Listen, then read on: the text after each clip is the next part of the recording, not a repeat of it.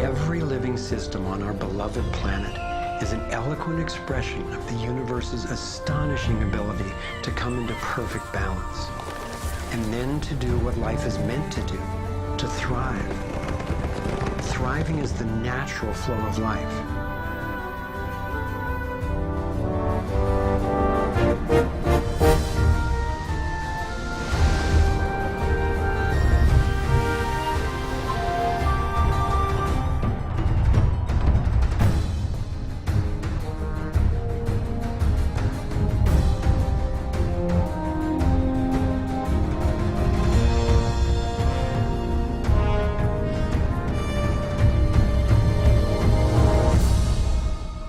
Consider what is surely one of the greatest wonders of all, how a tiny egg and a single irrepressibly plucky sperm can unleash a process that brings forth in the end another one of us. A being of vast ability and unlimited potential, with a brain capable of complex and soaring self-reflection, legs made to dance and run, fingers nimble enough to weave a basket, play a violin, caress a face. If nature teaches us anything, it is that life is meant to work, and that like every living thing, our purpose is to thrive.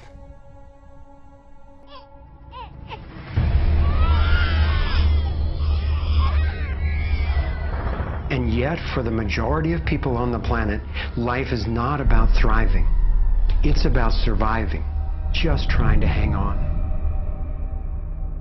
Is this really the best we can do? Did the universe labor for nearly 14 billion years only to bring forth a species that would end up as an enemy to life itself and to its own home? I don't think so. My name is Foster Gamble, and I have spent nearly a lifetime trying to figure out what happened. What is happening that could account for the staggering agony and deprivation on this planet? As a young man, driven by the misery I saw and by my fear for our survival, I set out on a journey, seeking to answer questions like, is it even possible for humans to thrive? If so, why aren't we? I grew up in a world of privilege and power, attending elite private schools and then Princeton University. As a direct descendant of one of the founders of Procter & Gamble, I was groomed to be a leader in the establishment, but I chose a different path.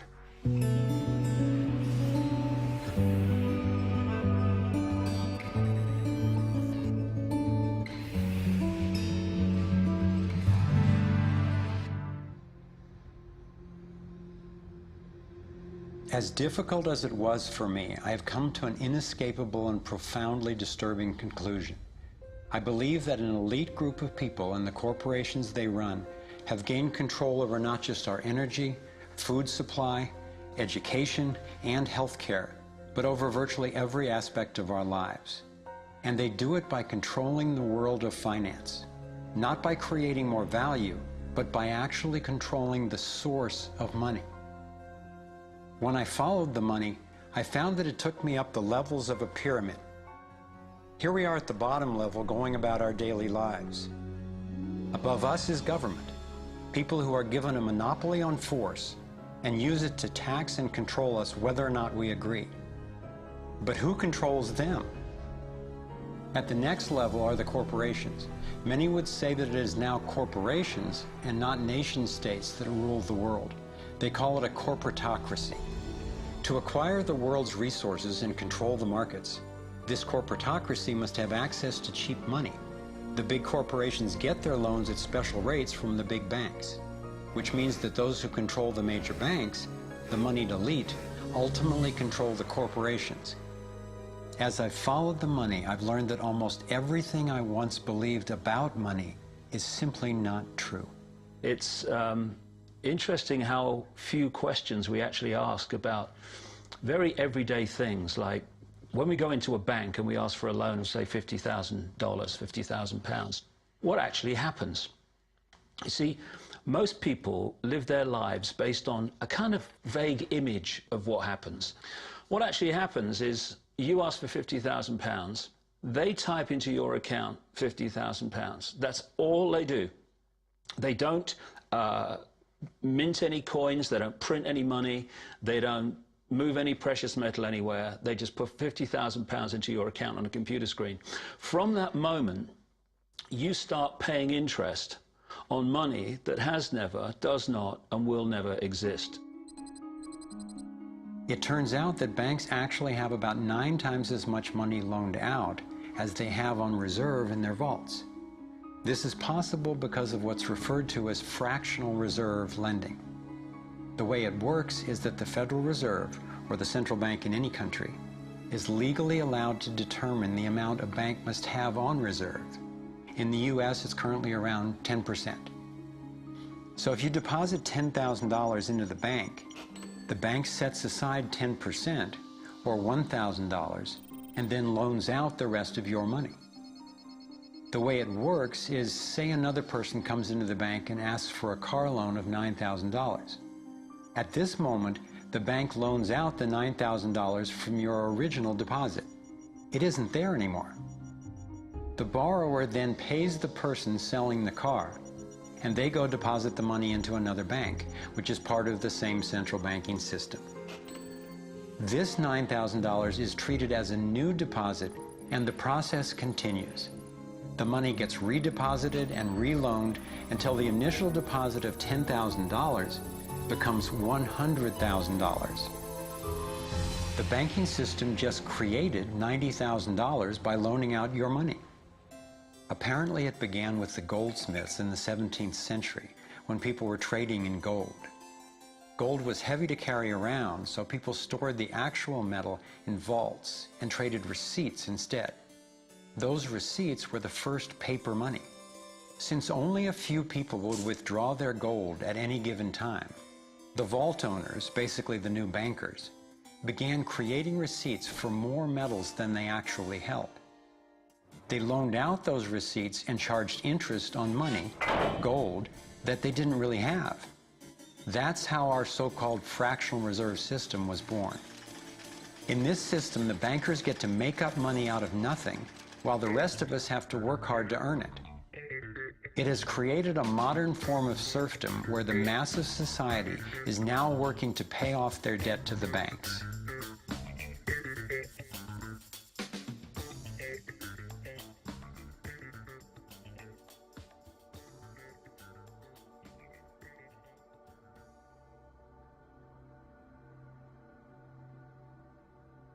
Under this fractional reserve scheme, we inevitably become debt slaves to a ruling class of financial elite, not because they are better or smarter than anyone else, but because they have rigged the system to benefit themselves at the expense of most people on the planet.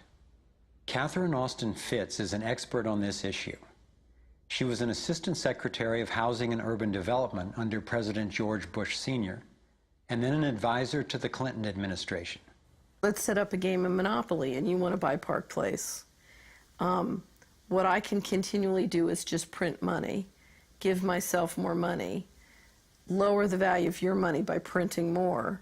No matter how hardworking you are or how successful you are, I can always end up buying you for free. So how come if you or I make up money, it's called counterfeiting, but if the banks do it, it's increasing the money supply? How did the banks get this power?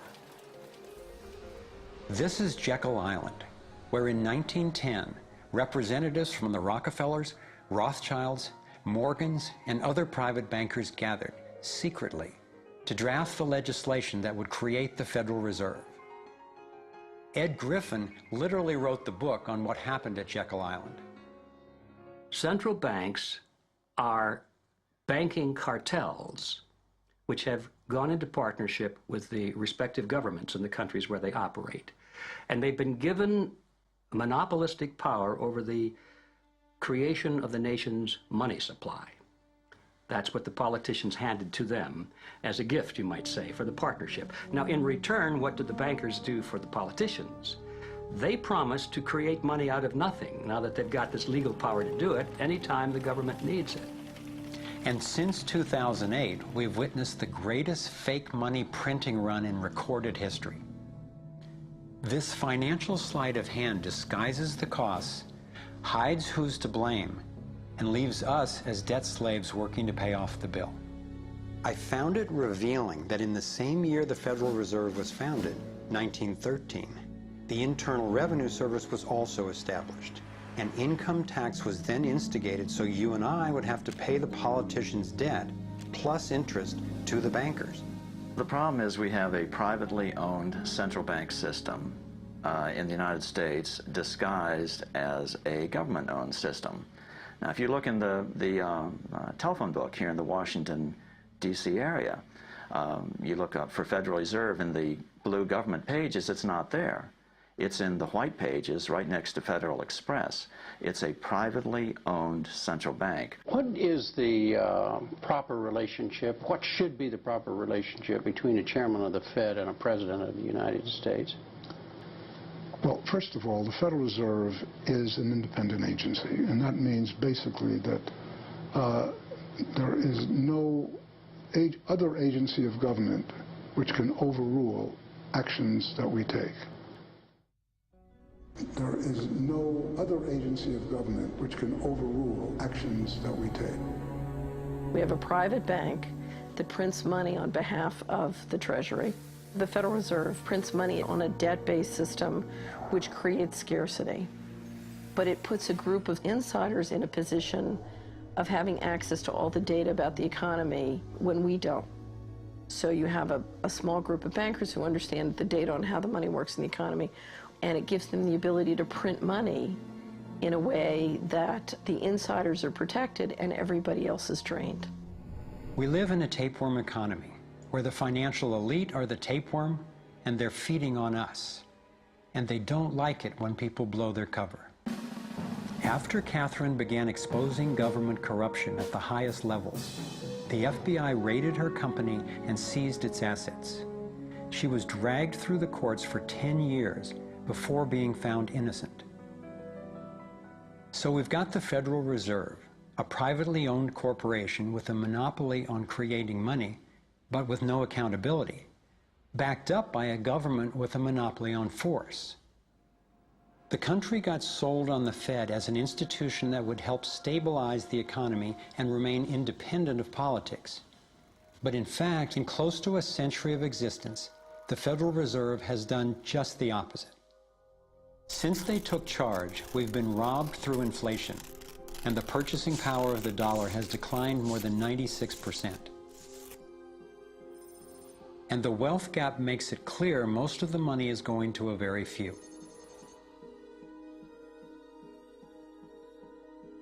Only 16 years after the Federal Reserve was in power, America experienced the Great Depression. My research revealed that before the big crash in 1929, the elite bankers pulled their money out of the stock market. After the crash, they used that money to buy up cheap stocks and smaller failing banks for pennies on the dollar. Among the bankers who consolidated their wealth this way were the Rothschilds, Rockefellers, and Morgans. A similar scenario played out in the 2008 financial collapse, with the same bankers benefiting. In the years leading up to the collapse, the biggest banks, including Bank of America, Citigroup, and Chase, controlled by the Rothschilds, Rockefellers, and Morgans, were bundling and trading bad loans that they knew would eventually fail. It's like putting rotten oranges in a box and selling them as grade AAA. The bundlers of the debt knew it was only a matter of time before someone would open that box and see that the content was worthless, since they were the ones who packed the boxes in the first place. When the rotten oranges, what we hear about as unsound loans, derivatives, and credit default swaps, were finally discovered, everyone was impacted. People lost their homes, their jobs, their businesses, and their retirements. Meanwhile, the biggest banks who created the problem in the first place were the ones who got bailed out. Why's that? Why would the Federal Reserve give trillions to the banks, even though the majority of Americans were against bailing them out? And why not help those most in need rather than the perpetrators of the financial collapse? My research led me to believe that the same people who created the Federal Reserve, the Rothschilds, the Rockefellers, and the Morgans, still control it, and they use this scheme to bail themselves out at our expense. Many of the banks created are still the most powerful lobby on Capitol Hill, and they, frankly, own the place. I'm convinced that the near collapse of the economy in 2008 resulted from an orchestrated pump and dump scheme designed and executed by the big bankers to consolidate wealth and power. David Icke explains how he sees the Federal Reserve rigging the so-called business cycles. Stage one, it's like throwing a fishing line out. Stage one, you put lots of money, units of exchange, into circulation. You do this by pushing interest rates down, by making lots of loans. This is the part of the cycle we call a boom. Because there's lots of units of exchange in circulation, there's lots of money changing hands. That generates lots of economic activity. That generates jobs. And as more and more money is spent, there's more demand. So companies take out more loans of fresh air money to increase their production. People get confident in their everyday lives. Hey, you know, I work for this company, they've got lots of orders, it's really going great, my job's safe, I tell you what, we can have a bigger house. Then they start to change it. What they do is they pull the fishing line in. They push interest rates up. Now, fewer people, are taking out loans, and they make the criteria for having a loan from the bank stronger anyway. And also, now, as interest rates have gone up, a larger part of people's income is going to pay back the extra interest and not being circulated in buying things. Suddenly, there's nothing like as much money in circulation, and therefore, fewer things are being bought. Companies start to go down in terms of their profits. They start to shed jobs, and they start to go out of business. People lose their jobs, they can't pay the mortgage anymore of the big house they took out in the good times. Now what the banks are doing is starting to reel the fishing line in, because as they go bankrupt, companies and individuals, the banks get the real wealth, the property, the land, the resources that they had signed to them for lending merely figures on a screen. Now this economic cycle of fishing line out, fishing line back, lots of units in circulation, pull them in, has been going on for centuries. And what it's done, it's stolen and accumulated the real wealth of the world in the hands of the few. At the international level, central bankers use the World Bank and the International Monetary Fund to make more money while exploiting the resources of countries they lend to, bankrupting them in the process. The central bank of central banks is the Rothschild-created Bank for International Settlements.